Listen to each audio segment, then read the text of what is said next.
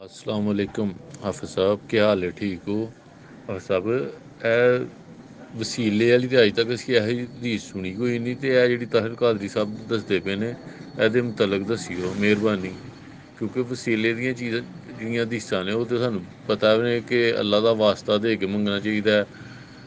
ਨੇਕ ਕੰਮ ਕੀਤਾ ਤੇ ਉਹਦਾ ਵਸੀਲਾ ਪਾਓ, ਕਿ ਉਹ ਨੇਕ ਬਜ਼ੁਰਗ ਨੇਕ ਨੇ ਜਾਂ ਕੋਈ ਵੀ ਹੈ ਉਹਦੇ ਕੋਲ ਜਾ ਕੇ ਸਪੈਸ਼ਲ ਦੁਆ ਕਰਾਓ।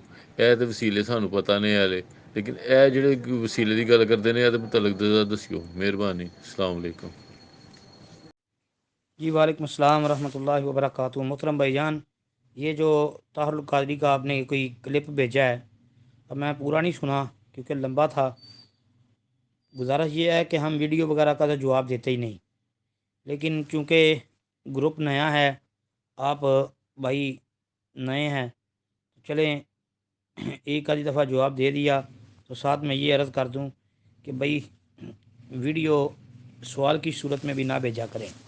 اچھا، میں نے مختصر سنا ہے، باقی جی وسیلے کے متعلق جو کتاب و سنت سے جائز وسیلہ ہے اس کی 3 صورتیں 3 قسمیں ہیں، وہ میں بس عرض کر دیتا ہوں۔ جی، نمبر 1، اپنے نیک اعمال کو وسیلہ بنا کر دعا کرنا۔ نمبر 2، اللہ تعالیٰ کے اسماء حسنہ اور اللہ تعالیٰ کی صفتوں کو وسیلہ بنا کر دعا کرنا۔ نمبر 3، کسی زندہ نیک آدمی کی دعا کا وسیلہ پکڑنا۔ یہ 3 صورتیں ہیں جی، ان تینوں کو حدیث کی روشنی میں دیکھ لیتے ہیں۔ جی، ایک تو وہ حدیث ہے جو کہ صحیح بخاری کے اندر 2215 نمبر کتاب البیوع میں اور صحیح مسلم میں 2743 نمبر پر کتاب الذکر و دعا میں جو ہے موجود ہے، اور مسند احمد کے اندر 5974 نمبر پر، صحیح ابن حبان میں 897 نمبر پر، اسی طرح امام بغوی رحمۃ اللہ علیہ کی شرح و سنہ میں 3420 نمبر پر موجود ہے۔ جی، یہ وہ حدیث ہے کہ جو 3 آدمی غار کے اندر پھنس گئے تھے، آگے پتھر گر گیا، غار کا منہ بند ہو گیا، تو امام مسلم رحمۃ اللہ علیہ نے اپنی صحیح کے اندر جو ہے اس کو نقل کیا ہے، اور پھر اس کے مسلم کے اندر جو امام نبوی کی تبویب ہے انہوں نے جو بابندی کی ہے، اس پر باب یہی قائم کیا ہے کہ وہ 3 آدمی جو ہے غار والے، ان کے قصے کا بیان اور اعمال صالحہ کے ساتھ ان کا وسیلہ پکڑنا، اس حوالے سے انہوں نے عنوان بھی اس پر قائم کیا ہے، یعنی سرخی دی ہے۔ تو وہ روایت کیا تھی کہ 3 آدمی، عبداللہ بن عمر رضی اللہ عنہ بیان کرتے ہیں، نبی علیہ السلام نے فرمایا 3 آدمی کہیں جا رہے تھے کہ اچانک بارش ہونے لگی، انہوں نے ایک پہاڑ کے غار میں جا کر پناہ لی۔ اتفاقاً پہاڑ کی ایک چٹان اوپر سے جو ہے وہ گڑی اور اس غار کے منہ کو بند کر دیا جس میں یہ تینوں پناہ لے ہوئے تھے۔ اب ایک نے دوسرے سے کہا کہ اپنے سب سے اچھے عمل کا جو تم نے کبھی کیا ہو نام لے کر رب العالمین سے دعا کرو۔ اس پر ان میں ایک نے یہ دعا کی، اے اللہ میرے ماں باپ بہت ہی بوڑھے تھے، میں باہر لے جا کر اپنے مویشی چراتا تھا، پھر جب شام کو واپس آتا تو ان کا دودھ نکالتا اور برتن میں پہلے اپنے والدین کو پیش کرتا، جب میرے والدین پی لیتے تو پھر اپنے بچوں اور بیوی کو پلاتا۔ اتفاقاً ایک رات واپسی میں دیر ہو گئی اور جب میں گھر پہنچا تو والدین سو چکے تھے۔ اس نے کہا کہ پھر میں نے پسند نہیں کیا کہ انہیں جگاؤں، بچے میرے قدموں میں بھوکے پڑے رو رہے تھے، میں مسلسل دودھ کا پیالہ لیے والدین کے سامنے اسی طرح کھڑا رہا یہاں تک کہ صبح ہو گئی۔ اے اللہ، اگر تیرے نزدیک بھی میں نے یہ کام صرف تجھے خوش کرنے کے لیے، تیری رضا حاصل کرنے کے لیے کیا تھا تو ہمارے لیے اس چٹان کو ہٹا کر اتنا رستہ تو بنا دے کہ ہم آسمان کو دیکھ سکیں۔ نبی علیہ الصلوۃ والسلام نے فرمایا کہ چنانچہ وہ پتھر کچھ ہٹ گیا۔ اچھا جی، دوسرے آدمی نے دعا کی، اے اللہ تو خوب جانتا ہے کہ مجھے اپنے چچا کی لڑکی سے اتنی زیادہ محبت تھی جتنی ایک مرد کو کسی عورت سے ہو سکتی ہے۔ اس لڑکی نے کہا تم مجھ سے اپنی خواہش اس وقت تک پوری نہیں کر سکتے جب تک مجھے 100 اشرفیاں نہ دے دو۔ میں نے انہیں حاصل کرنے کی کوشش کی اور آخر اتنی اشرفیاں جمع کر لی۔ پھر جب میں اس کی دونوں رانوں کے درمیان بیٹھا تو وہ بولی اللہ سے ڈرو اور مہر کو ناجائز طریقے پر نہ توڑ۔ اس پر میں کھڑا ہو گیا اور میں نے اسے چھوڑ دیا۔ اب اگر تیرے نزدیک بھی میں نے یہ عمل تیری ہی رضا کے لیے کیا تھا تو ہمارے لیے نکلنے کا راستہ بنا دے۔ جناب نبی کریم علیہ السلام نے فرمایا، چنانچہ وہ پتھر جو ہے وہ 2/3 ہٹ گیا۔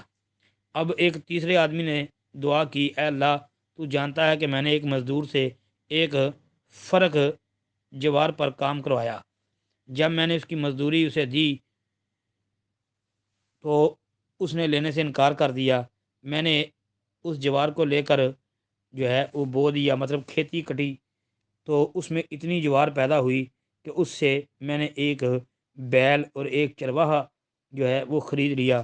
کچھ عرصہ بعد پھر اس نے آ کر مزدوری مانگی کہ خدا کے بندے مجھے میرا حق دے دے۔ میں نے کہا کہ اس بیل اور اس کے چرواہے کے پاس جاؤ کہ یہ تمہاری ہی ملکیت ہے۔ اس نے کہا کہ مجھ سے مذاق کرتے ہو؟ میں نے کہا میں مذاق نہیں کرتا، واقعی یہ تمہارے ہی لیے ہے، یہ تمہارا ہی مال ہے۔ تو اے اللہ اگر تیرے نزدیک یہ کام میں نے صرف تیری رضا حاصل کرنے کے لیے کیا تھا تو یہاں ہمارے لیے اس چٹان کو ہٹا کر رستہ بنا دے۔ چنانچہ وہ غار پورا کھل گیا اور وہ تینوں شخص باہر آ گئے، غار سے نکل آئے۔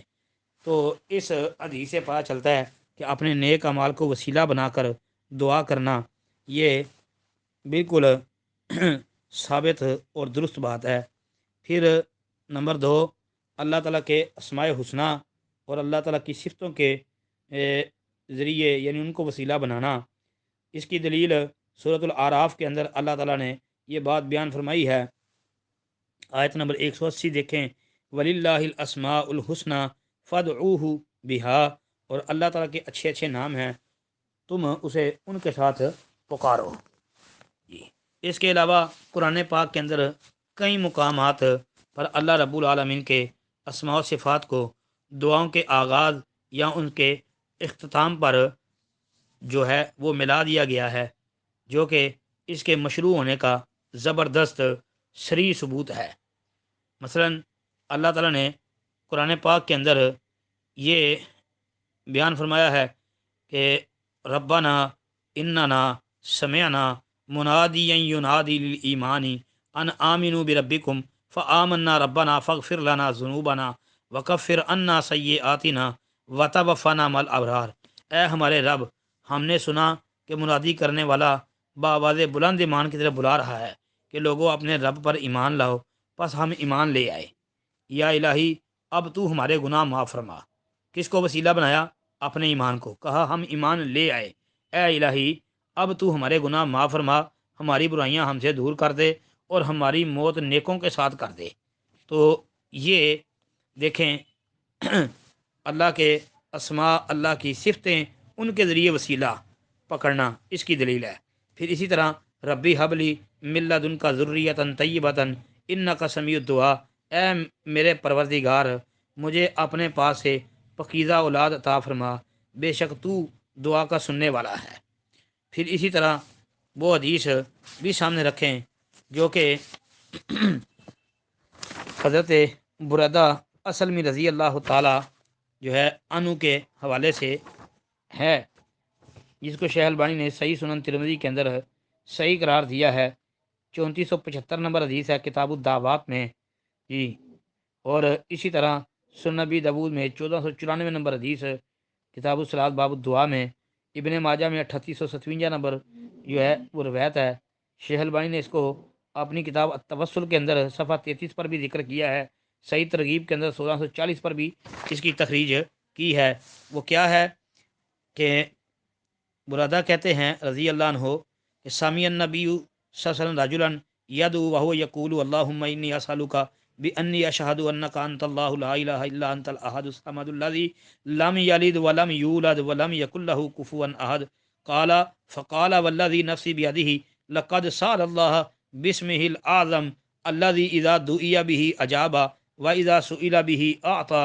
فرمایا نبی علیہ السلام نے ایک شخص کو سنا، وہ دعا کر رہا تھا، مطلب اس دعا کا کیا مطلب ہے کہ اے اللہ میں تجھ سے سوال کرتا ہوں اس لیے کہ تو معبود برحق ہے، تیرے سوا کوئی معبود برحق نہیں، تو ایک ہے، بے نیاز ہے، نہ اسے کسی نے جنا نہ وہ جنا گیا اور کوئی اس کی برابری کرنے والا نہیں ہے۔ یہ سن کر آپ علیہ السلام نے فرمایا اس نے اللہ تعالیٰ سے اس کے اسم اعظم کے ساتھ دعا کی ہے، جس کے ساتھ جب اللہ سے سوال کیا جاتا ہے تو وہ عطا کرتا ہے، اور جب اس کے ساتھ دعا کی جاتی ہے تو وہ قبول کرتا ہے جی۔ تو اسی طرح سنن نبی داود کی 1495 نمبر حدیث وہ بھی سامنے رکھ لیں، جو کہ وہ بھی انشاءاللہ صحیح ہے، مستدرک حاکم وغیرہ کے اندر بھی ہے، امام حاکم نے بھی اس کو مسلم کی شرط پر صحیح قرار دیا ہے، نسائی کے اندر بھی آتی ہے جی۔ تو وہ کیا ہے، انس رضی اللہ عنہ حدیث کے راوی ہیں، بیان کرتے ہیں کہ انہ کان مع رسول اللہ صلی اللہ علیہ وسلم جالسا وراجل یصلی ثم دعا اللهم انی اسالک بان لک الحمد لا الہ الا انت المنان بدیع السماوات والارض یا ذا الجلال والاکرام یا حی یا قیوم فقال النبی صلی اللہ علیہ وسلم لقد دعا اللہ باسمہ العظیم الذی اذا دعی به اجاب واذا سئل به اعطى۔ وہ رسول اللہ صلی اللہ علیہ وسلم کے ساتھ بیٹھے تھے، ایک آدمی نماز پڑھ رہا تھا، پھر وہ یہ دعا کرنے لگا، اے اللہ میں تجھ سے سوال کرتا ہوں، بس تیرے لیے حمد و ثنا ہے، تیرے سوا کوئی معبود برحق نہیں ہے، تو انعامات کرنے والا ہے، نئے سرے سے آسمانوں اور زمین کو بنانے والا ہے، اے عزت و بزرگی والی ذات، اے زندہ اور قائم ذات، میں تجھ سے سوال کرتا ہوں۔ نبی کریم صلی اللہ علیہ وسلم نے فرمایا، اس شخص نے اللہ تعالیٰ سے اس کے اسم اعظم کے ساتھ دعا کی ہے کہ جب اس کے ساتھ دعا کی جاتی ہے تو وہ دعا قبول ہوتی ہے، اور جب اس کے ساتھ سوال کیا جاتا ہے تو وہ پورا ہوتا ہے۔ تو اس سے پتہ چلا کہ بندہ اللہ تعالیٰ کے ناموں اور اللہ کی صفتوں کے ساتھ جو ہے دعا کرے، یعنی اللہ کے ناموں اور اللہ کی صفتوں کو وسیلہ بنا کر دعا کرے تو وہ دعا قبول ہوتی ہے۔ یہ وسیلے کی دوسری صورت ہے۔ اور وسیلے کی تیسری صورت جو جائز ہے وہ کیا ہے، کسی زندہ نیک آدمی کی دعا کا وسیلہ پکڑنا، جس طرح کہ حضرت انس رضی اللہ تعالی عنہ کی ہی بیان کردہ ایک حدیث جو کہ صحیح بخاری کے اندر 1016 اور 17 نمبر پر جمعے کے بیان میں آتی ہے۔ اس کے علاوہ مسلم شریف میں 897 نمبر پر جی صلاۃ استسقاء کے باب میں ہے، اور سنن نبی داود میں 1175 نمبر پر، ابن حبان میں 2857 نمبر پر، اس کے علاوہ سنن کبریٰ بہقی اور کئی کتابوں میں موجود ہے۔ جاء رجل، الفاظ یہ ہیں، جاء رجل الی رسول اللہ صلی اللہ علیہ وسلم فقال یا رسول اللہ حلقت المواشی وتقطعت السبل فدعوا اللہ فدع اللہ فمطرنا من الجمعۃ الی الجمعۃ فجاء رجل الی النبی صلی اللہ علیہ وسلم۔ یہ لمبی حدیث ہے، اس میں ہے کہ ایک آدمی نبی علیہ الصلوۃ والسلام کی خدمت میں حاضر ہوا، عرض کیا کہ جانور ہلاک ہو گئے اور راستے بند ہو گئے، اللہ سے دعا کیجئے۔ آپ علیہ الصلوۃ والسلام نے دعا کی اور ایک جمعے سے اگلے جمعے تک بارش ہوتی رہی۔ پھر ایک شخص نے نبی علیہ السلام کی خدمت میں حاضر ہو کر عرض کیا، اے اللہ کے رسول، بارش کے زیادہ ہونے سے راستے بند ہو گئے ہیں، مویشی ہلاک ہو گئے ہیں۔ اب نبی علیہ الصلوۃ والسلام نے یہ دعا کی، اے اللہ بارش کا رخ پہاڑوں، ٹیلوں، وادیوں اور باغات کی طرف موڑ دے۔ چنانچہ بادل مدینہ سے اس طرح جو ہے وہ ہٹ گیا، جس طرح صاف ہو گیا، جیسے کہ کپڑا جو ہے وہ بالکل صاف ہو جاتا ہے، یا بالکل ختم ہو جاتا ہے، ایک جگہ سے پھٹ جاتا ہے اور اندر سے جو ہے وہ صاف آسمان نظر آنا شروع ہو جاتا ہے۔ یہ صحیح حدیث ہے۔ ہاں، اس میں نبی علیہ الصلوۃ والسلام نے یہ دعا اس موقع پر فرمائی۔ تو یہ ہے نیک آدمی، زندہ آدمی، اس کا وسیلہ پکڑنا، اس کی دعا کا، یہ جائز ہے۔ جیسا کہ انس رضی اللہ عنہ سے ہی ایک اور روایت صحیح بخاری کے اندر 1010 نمبر پر موجود ہے کہ حضرت عمر رضی اللہ تعالیٰ عنہ کے زمانے میں جب قحط پڑتا تو عمر رضی اللہ عنہ حضرت عباس بن عبد المطلب رضی اللہ عنہ کے وسیلہ سے دعا کرتے اور فرماتے، اللہ پہلے ہم تیرے پاس اپنے نبی صلی اللہ علیہ وسلم کا وسیلہ لایا کرتے تھے تو پانی برساتا تھا، اب ہم اپنے نبی کی وفات کے بعد نبی علیہ السلام کے چچا کو وسیلہ بناتے ہیں تو ہم پر پانی برسا۔ انس رضی اللہ عنہ کا بیان ہے کہ پھر خوب بارش برستی۔ اس سے پتہ چلتا ہے کہ حضرت عمر رضی اللہ عنہ کا عقیدہ یہ تھا کہ نبی علیہ الصلوۃ والسلام فوت ہو گئے ہیں، اب اللہ کے رسول علیہ السلام کا واسطہ دینا جو ہے، ان کے صدقے مانگنا، یہ جائز نہیں ہے۔ اسی لیے تو انہوں نے یہ بات کہی اور عباس بن عبد المطلب یعنی نبی علیہ السلام کے چچا کو دعا کروا کے تو اللہ سے بارش مانگی۔ تو شیخ البانی رحمۃ اللہ علیہ نے اپنی کتاب التوسل کے صفحہ 43 پر یہ بات درج کر دی ہے وسیلے کے حوالے سے کہ وسیلے کی یہ 3 صورتیں جو ہے کتاب و سنت سے، سلف صالحین کے عمل سے، مسلمانوں کے اجماع سے جو ہے یہی چیز ثابت شدہ ہیں، یہی دلالت کرتی ہیں کہ اللہ تعالیٰ کے کسی نام یا صفت کے ساتھ وسیلہ پکڑنا، دعا کرنے والے کا اپنے کسی نیک عمل کو وسیلہ بنانا یا کسی نیک آدمی کی دعا کا وسیلہ پکڑنا، ان تین کے علاوہ کوئی چوتھی صورت وسیلے کی جائز اور درست نہیں ہے۔ ھذا ما عندی واللہ اعلم۔ السلام علیکم ورحمۃ اللہ۔